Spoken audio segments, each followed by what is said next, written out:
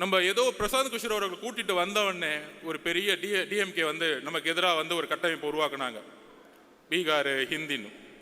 இப்போ திமுக என்ன பண்ணியிருக்காங்கன்னா, ஒரு பெரிய நிறுவனம் இருக்குது பெண்ணுன்னு சொல்லிட்டு தன்னுடைய மருமகனை வச்சு நடத்திட்டு இருக்காங்க. அதோடு சேர்ந்து ஐபேக் அப்படி ஒரு நிறுவனத்தோடு சைன் போட்டிருக்காங்க. ரிஷி அவர்கள் யூபிலேருந்து வந்தவர், முழுக்க முழுக்க பிஜேபிக்காக ஒர்க் பண்ணவர்.